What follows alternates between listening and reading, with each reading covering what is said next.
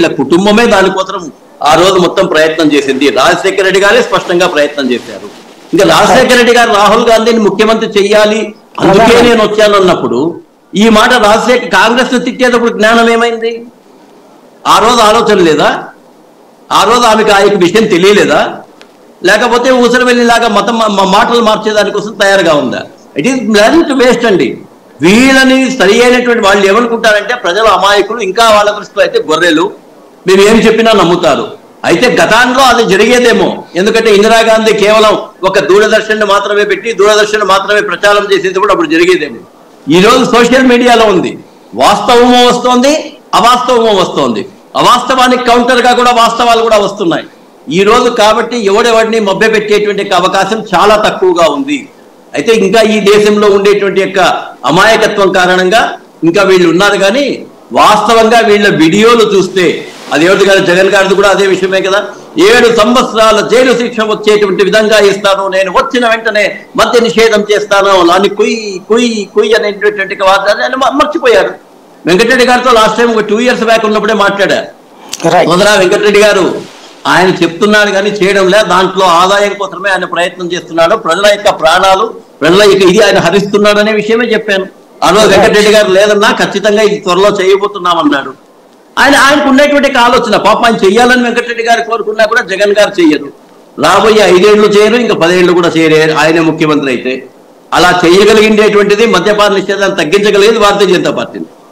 మీరు మళ్ళా దాంట్లో కౌంటర్ చేసి 50 రూపాయలకి ఇస్తామని, 50 రూపాయలకు ఇస్తాం, మా పథకం ప్రకారం ప్రజల్ని ఏ విధంగా మద్యపానం నుంచి బయటికి రావాలో కూడా చేస్తాం, మా దగ్గర మా ప్లాన్స్ ఉన్నాయి. అవి మీకు చెప్పాల్సినటువంటి అవసరం లేదు. ఒక్కసారి అది ఎవరో సౌండ్ వినబడుతుంది, అది మ్యూట్ లో పెట్టుకోండి, వేరే వాళ్ళ దాంట్లో మళ్ళీ రిపీట్ అవుతుంది. రైట్, కృష్ణాంజనేయులు గారు ఏమంటారు?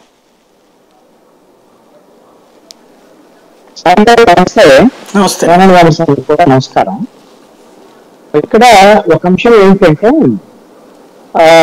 నేను గమనించిన దాని ప్రకారం షర్మిల వ్యవసాయ కాంగ్రెస్ పార్టీ బాధ్యతలు తీసుకున్న తర్వాత ఆవిడ వైఎస్ఆర్ కాంగ్రెస్ పార్టీ ప్రభుత్వమేనా, తెలుగుదేశం ప్రభుత్వమేనా, కేంద్రంలో ఉన్నటువంటి బీజేపీ మేనా, వీళ్ళందరమేనా ఆవిడ అన్ని ప్రభుత్వాల మీద మాట్లాడుతుంది.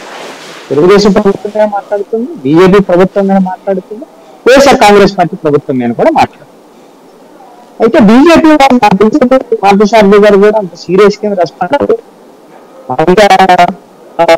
అల్లర్లు వీటికి సంబంధించిన అంశాలు మాట్లాడారు. కానీ వాస్తవంగా వైఎస్ఆర్ కాంగ్రెస్ పార్టీ ఎంత సీరియస్ గా విమర్శలు చేశారు, బీజేపీ మీద అంతకన్నా ఎక్కువ విమర్శలు చేశారు. మీరు చెప్పిన ఒక పాయింట్ చాలా కీలకమైంది. అసలు ఆవిడ కాంగ్రెస్ పార్టీలో చేరటానికే బీజేపీ పార్టీ రాహుల్ గాంధీ ప్రధానమంత్రిని చేయటానికి మణిపూర్ లాంటి అల్లర్లకు సంబంధించిన ప్రస్తావన చేశారు. నిజంగా మరి ఆవిడ మీద బీజేపీ వాళ్ళు సీరియస్ గా రెస్పాండ్ అవ్వాలి. మరి ఎందుకు రెస్పాండ్ అవ్వట్లేదు ఏంటి అనేటువంటిది చూడాలి. నేను అనుకుంటున్నాను షర్మిల తెలంగాణలో వైఎస్ఆర్ తెలంగాణ పార్టీ ఉన్న నేపథ్యంలో అప్పుడు మణిపూర్ వెళ్ళారు. ఆవిడ అప్పుడు పార్టీ అధ్యక్షులుగా ఉన్నాయి. మరి నాకు తెలిసి అయితే మణిపూర్ అల్లర్లమైన ఆవిడ ఎక్కడా కూడా ఖండించిన దాఖలాలు. అప్పుడు నరేంద్ర మోడీ